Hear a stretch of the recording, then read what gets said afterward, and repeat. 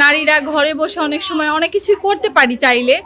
তো আসলে সাহস নিয়ে এগিয়ে আসাটা দরকার। নতুন নারী উদ্যোক্তাদের জন্য সবসময় আমি এটা বলি যে আপনাদের যদি কখনো দরকার পড়ে লিওনা রহমানকে পাশে পাবেন।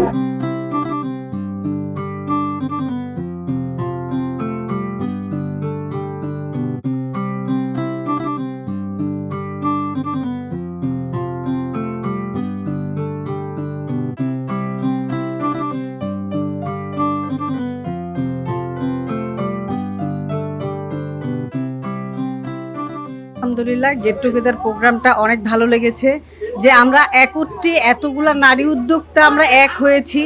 আমাদের ভিতরে যে এতগুলা নারী উদ্যোক্তা সবার কাজ সম্বন্ধে আমরা জানলাম, এটা জেনে নিজেদের ভিতরে আরেকটু অনুপ্রেরণা আমি নিজে ফিল করতেছি যে আমি নিজেকে আরেকটু এদের থেকে আমার কিছু যে কমতি ছিল, আমার মনে হয় এদের থেকে আমি আরেকটু শিখতে পারছি। তো আমি একজন নারী উদ্যোক্তা হিসেবে বলবো আমাদের এরকম প্রোগ্রামের প্রয়োজন ছিল।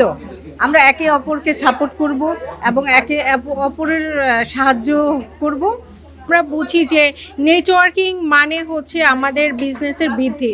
সো এখানে যদি আমার নেটওয়ার্কিংটা বাড়ে, আমাকে সবাই চিনে, আমার ব্র্যান্ডকে সবাই জানে, এই কারণেই আমি নিজে উপস্থিত থেকেছি এবং স্পন্সর করেছি। আমাদের সাভারের অনেক উদ্যোক্তা আছে, তাদের সাথে কোলাপসে হয়তো ইন ফিউচার আমরা কাজ করব। বাংলাদেশের প্রথম ইমিউনিটি বুস্টার সমৃদ্ধ ফ্যান্টাস্টিক হ্যাপি এনার্জি বিস্কিট, তাদের সবার প্রেজেন্স আমাদের খুবই খুবই খুবই ভালো লেগেছে। সব কিছু আসলে যে এত সুন্দর হবে, লুবনাস ক্রিয়েশনস এত সুন্দর করে একটা জিনিস আয়োজন করবে, এটা না আসলে বুঝতাম না। Thank you so much Lubna আপুকে এত সুন্দর একটা আয়োজন করার জন্য। আর আমি বেসিক্যালি এই নেটওয়ার্কিংটার জন্যই এখানে স্পন্সর করেছি। নতুন নারী উদ্যোক্তাদের জন্য সবসময় আমি এটা বলি যে আপনাদের যদি কখনো দরকার পড়ে লিওনা রহমানকে পাশে পাবেন। এবং জীবনে অনেক ধরনের বাধা আসবে, অনেক ধরনের প্রবলেমস হবে, বাট কখনোই পিছনে তাকাবেন না, পিছনে চলে যাবেন না, সামনে আগাতে হবে। আর যারা বসে আছেন, যারা কিছু করতে পারছেন না, আমি তাদেরকে বলবো অবশ্যই কিছু করেন। বসে থেকে যাদের নিজস্ব কোনো আইডেন্টিটি নাই, তারা কিন্তু প্রচন্ড পরিমাণে ডিপ্রেশনে ভোগে, তাদের জীবনে অনেক কষ্ট হয়, যেটা একদমই উচিত না। এখন বাংলাদেশের মেয়েরা, নারীরা অনেক বেশি ডেভেলপ হয়ে গিয়েছে, অনেক বেশি আপডেটেড হয়েছে। নিজে আইডেন্টিটি ক্রিয়েট করেন, আর কাউকে দরকার পড়বে না, মানে আপনার চলার জন্য কারোর সাপোর্ট দরকার পড়বে না। তো এটা বলবো যে আমাদের বাংলাদেশের নারীরা অনেক আগে বেড়ে গিয়েছে, অনেক উন্নতি করছে তারা। এবং আমি সবাইকে বলবো যারা বসে আছেন, আপনারাও যার যতটুকু যোগ্যতা আছে সেটাকে ইউটিলাইজ করে আপনারা একটা প্ল্যাটফর্ম ক্রিয়েট করেন, নিজেরা কাজ করেন এবং অন্যদেরকে সুযোগ করে দেন। আমি একজন যেহেতু নারী, তো আমি একজন গৃহিণী, কিন্তু তার পাশাপাশি মনে হলো যে আমরা নারীরা ঘরে বসে অনেক সময় অনেক কিছুই করতে পারি চাইলে। তো আসলে সাহস নিয়ে এগিয়ে আসাটা দরকার। তো আমি আর একটা ছোট শখের বসেই একটা গার্লস গ্রুপ করা হয়। তো সেখান থেকে দেখা গেল যে নারীদের মধ্যে একটা ভালো বন্ডিং, একটা নেটওয়ার্কিং।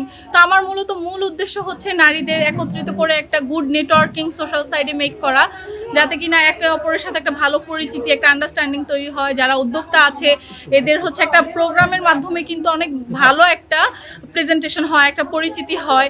এখান থেকে যেমন হচ্ছে আমরা পণ্য পরিচিতির জন্য আজকে স্টলের ব্যবস্থা রেখেছিলাম, অনেকেই ভিজিট করেছে, পারচেস করেছে। তো এভাবেই হচ্ছে আমাদের চাওয়া যে ছোট পরিসরে হচ্ছে আমরা নারীদের নিয়ে একটা ইভেন্ট করব, যেখানে একটা দিন হচ্ছে নিজেদের মতো করে আনন্দও করব।